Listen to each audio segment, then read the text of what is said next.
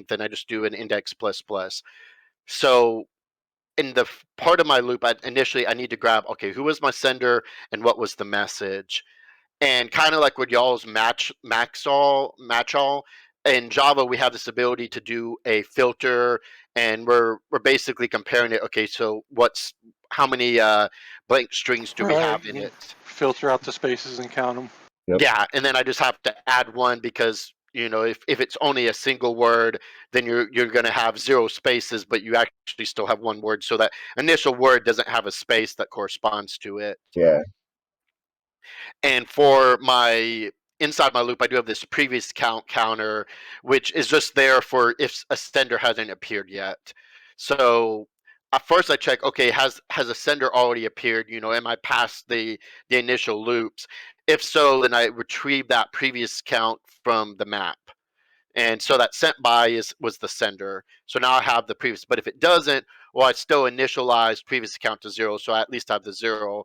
Then you can always, at least in Java, and I'm sure it's the same in JavaScript, you can put it back whether it's already in there or not, and it will just overwrite the value for that key. So then I do a put, but it's important that I add the new word count to my previous count, which was either 0 if it never appeared, or if it had appeared, I get whatever the previous was. Yep. But because I wanted to avoid doing other loops, and this is where Virginia making the comment was so good, because my initial solution actually did have a second loop, which was totally unnecessary.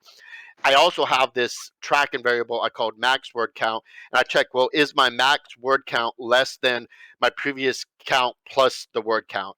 And if so, that means I have a new max count. So my max word count is now equal to that previous count plus the word count. And the sender. Yeah. The largest sender is now sent by. Well, what if they're equal? And that's where you have to do the string comparison. So I do inside another else, I have off from this if.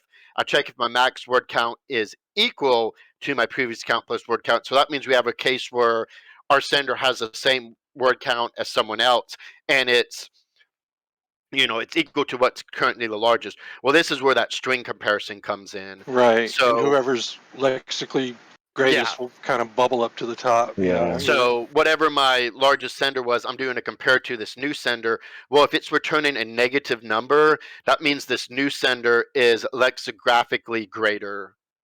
So now my largest sender is equal to this new sender. And once this for loop is over, I now have as my largest sender the correct largest sender. Gotcha. Gotcha. So I can use the example test cases, run it, and you'll see, it correctly answers Alex and Charlie, and it did accept it. I can also show my first one, which was pretty easy, and then I'll show the third one, the last, because the third one was kind of tough. Yeah. And so my first one was kind of similar, and I also had a little debugging message just to double check.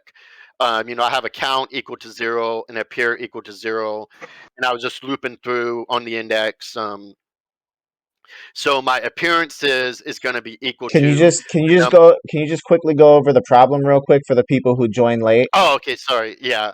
So in this problem, we have a string which consists of various digits, and based on the index of that string, that's how many times that digit should appear.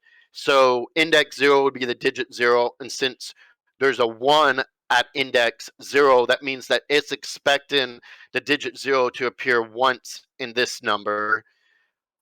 Since there's a 2 for index 1, it's expecting the digit 1 to appear twice in the number. For index 2, we have a 1, so we're now expecting the digit 2 to appear once in the number.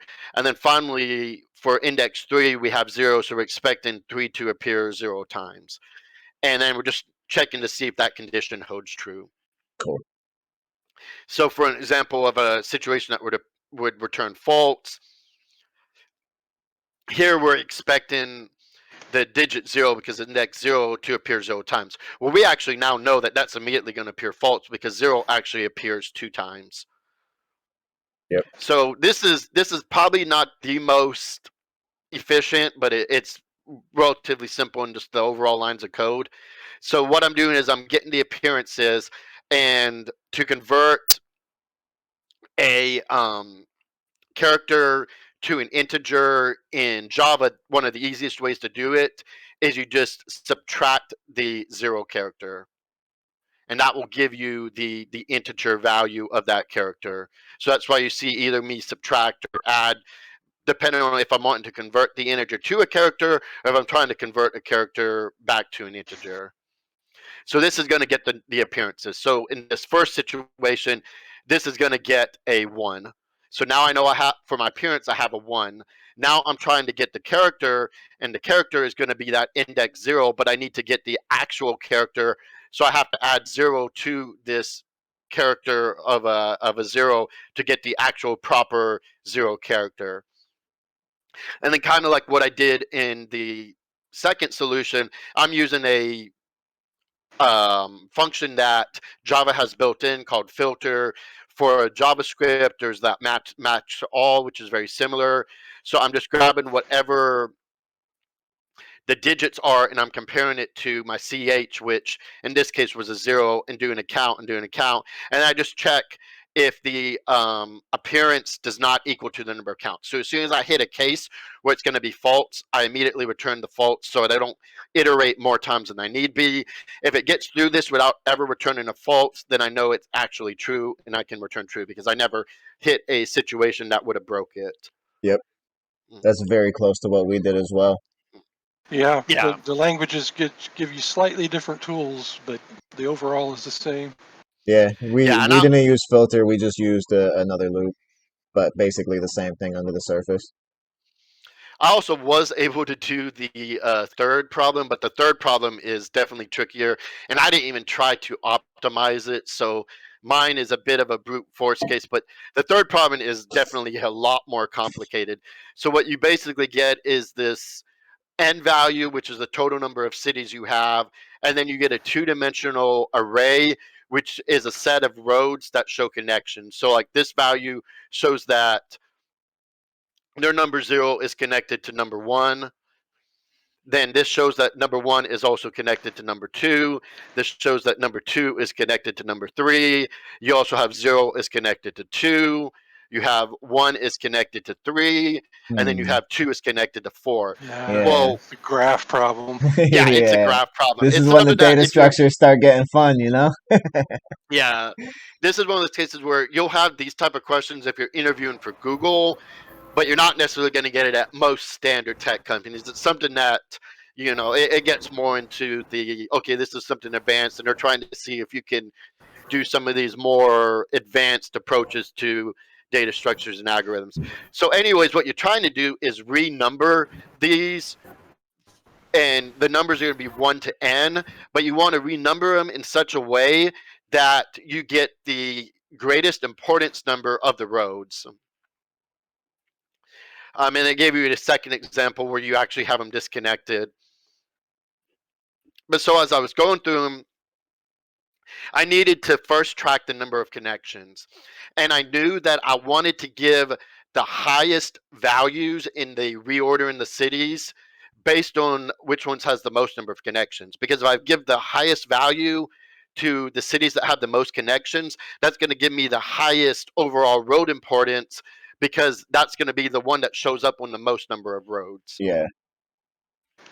I also know that when it comes time to actually number the cities, I'm going to have to sort it by those number of connections. So that's where you see this other map.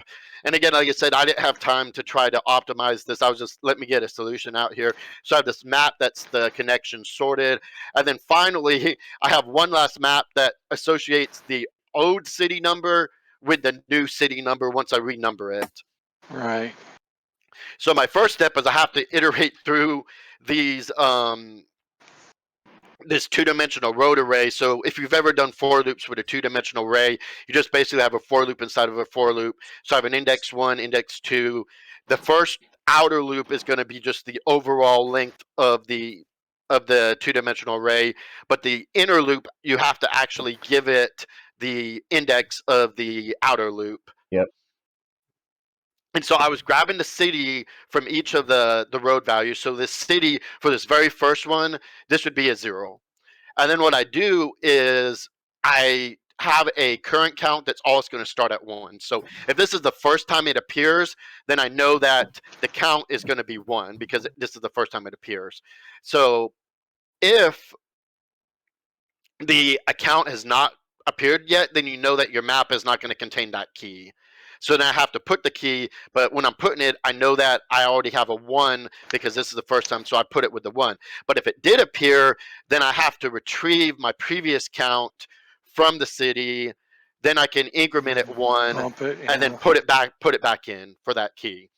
So after all this is done, I now have this map called City Connections, which give me their initial numbers and the number of times it appeared. So in Java, this is a Java 8 thing, and I don't know. I really haven't done enough with JavaScript to tell you what's the overall best approach, but you could increment, you could create your own sort-in function, but what I have to do is I basically have to sort it in descending order. So because I'm using this, I grab the entry set, I use a stream, I sort it, but I have to use a collections reverse order, and I have to compare the entries by value. And then when I collect it, I basically build this new map, but this new map is going to be in descending order.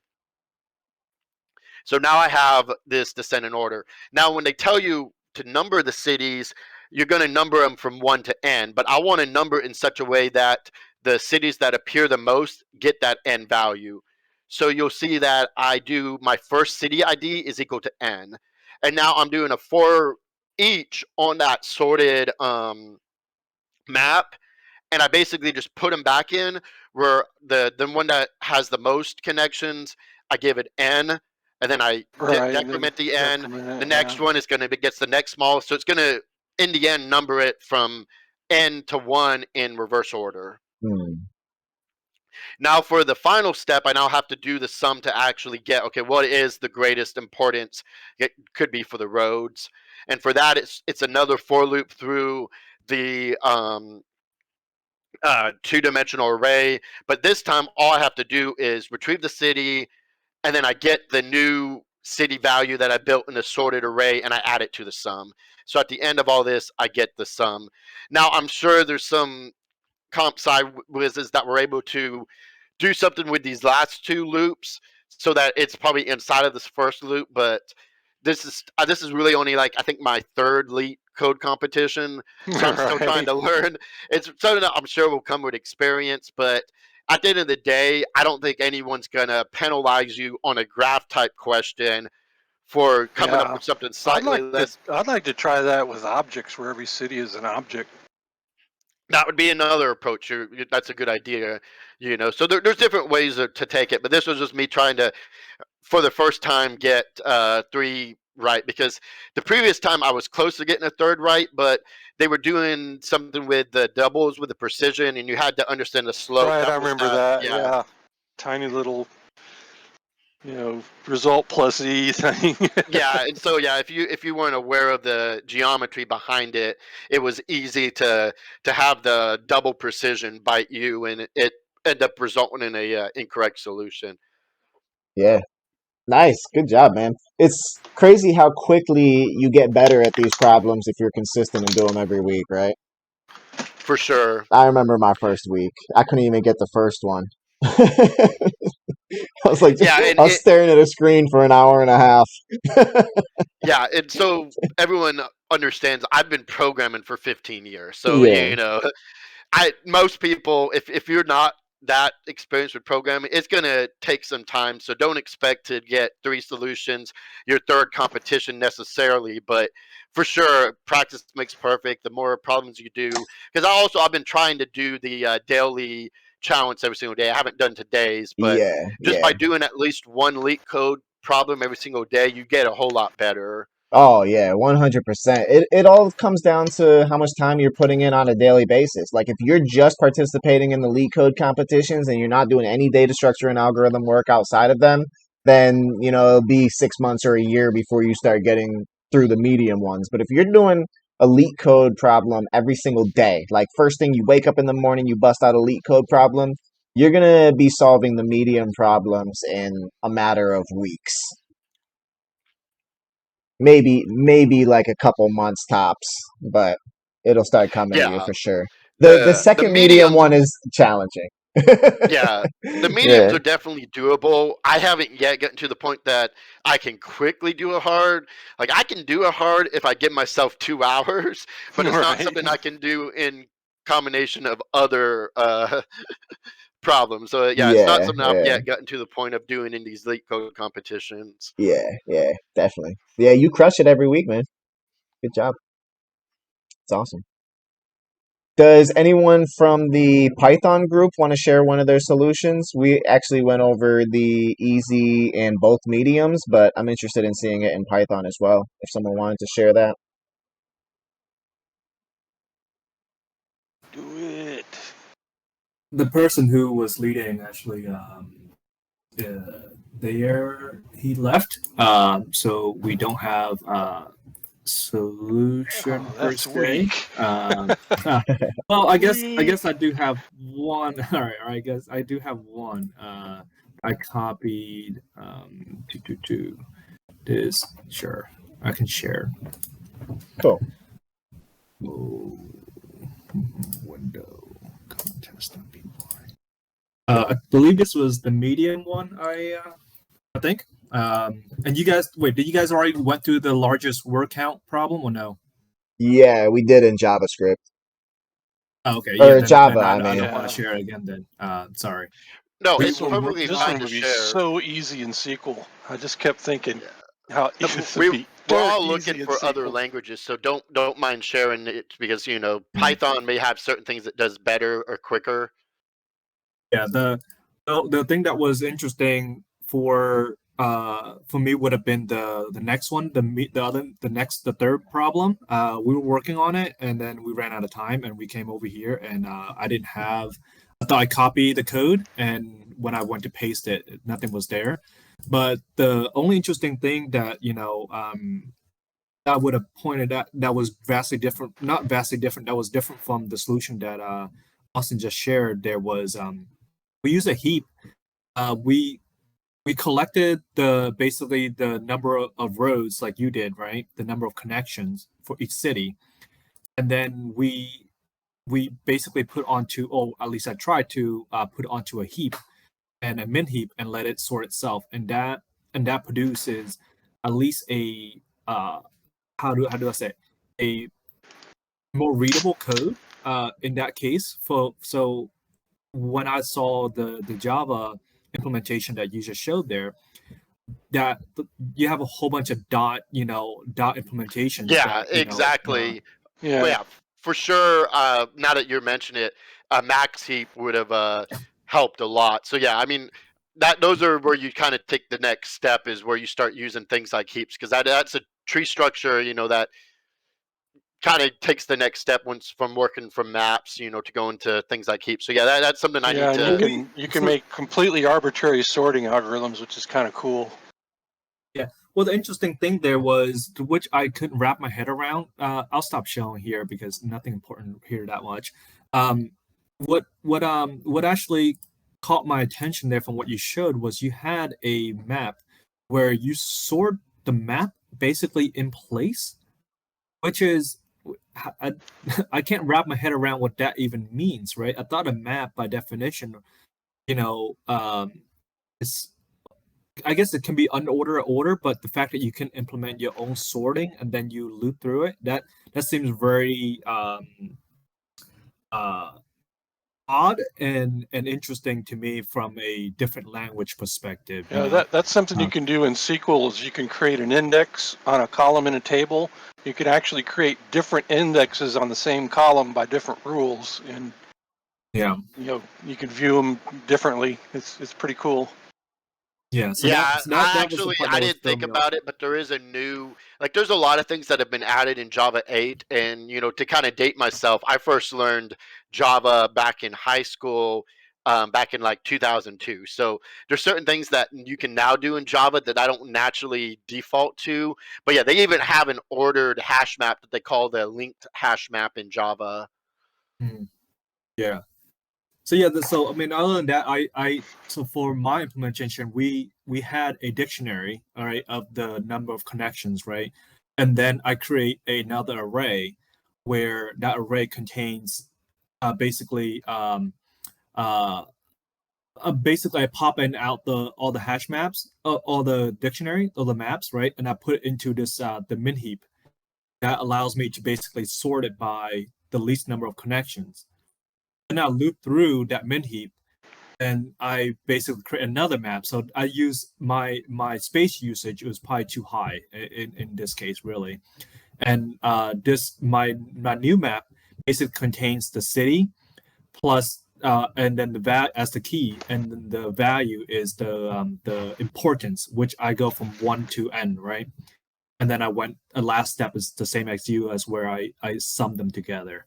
But I end up using way more space than you did. But I guess the key that what you doing was you able to modify your map in place, and that's I guess that's pretty key there. So.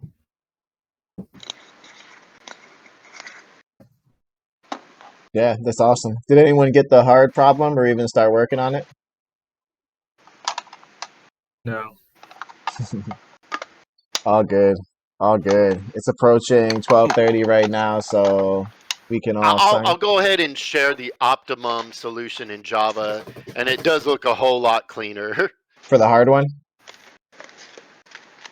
Oh, no, not for the hard one, for the medium. For the city one? Yeah, for the city. Or the roads?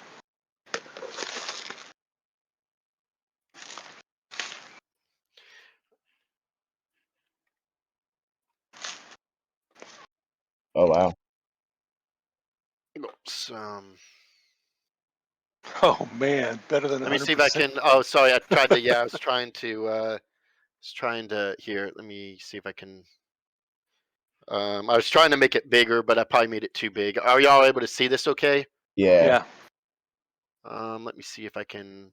But yeah, it's a lot shorter. So, what they ended up doing was making a degree where that was equal to the size, and then as they were looping through the two-dimensional, they would increment based on the 0 and the 1. So this is taking advantage of a couple things. Like, it's always going to be a pair, and you can, instead of even using a map, when you know that you're dealing with a set of numbers that are in order, you don't even have to worry about the keys, because you can more efficiently represent it using arrays, and that's kind of what they did.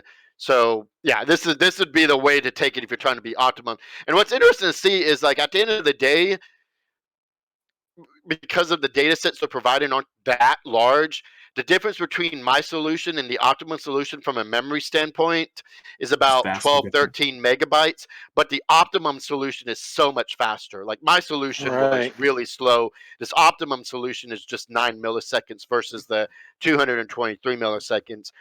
But in day-to-day programming, if you're doing something for a small company and you're not working with huge data sets, you may not even not notice this, but if you start working for like a bank like Citi, where you're working with millions of records, or something like, Google or Facebook, where you're having to deal with just billions of messages or whatever it may be, yeah, this sort of difference in time is super significant. Yeah. True. But yeah, I always try to go back after a competition and say, okay, well, what could I have done, that would have made this a lot better? So I start looking at the discussions, and I just found it on, I looking at some of these discussions. But yeah, you'll see a lot of posts. I think the post I had seen, it's not. Yeah, here it is. There's the Java version. There's the C++ version. But yeah, it is so much easier. Yeah. So much simpler too. So much less code. Yeah, and it's just something that comes with practice. But yeah, I'm trying to get myself to start thinking in, trying to be as efficient. And that's where, planning it out. But once you're on the third problem after working through the first two, if you're not that quick, it can feel like you don't have the time to put a plan. But at the end of the day, if you plan it right, yeah, it does make the code a whole lot quicker. What is crazy, though, if you look at the leadership boards, is like the top place person, I think they did all 4 problems in like 18 minutes. Yeah, that's wild. Yeah, That's a bot. That's not a person. You know, I was like, I know Kevin, right? But I watched a YouTube video of this guy who, on one of the hard problems, he busted it out so quick. I was amazed. I couldn't believe my eyes. I really couldn't. Like, he was, as he was reading the problem, he was doing coding. Like, he understood the structure that needed to be coded out just by reading a couple lines of the problem. Then he went back to the problem, read a couple more lines, added code.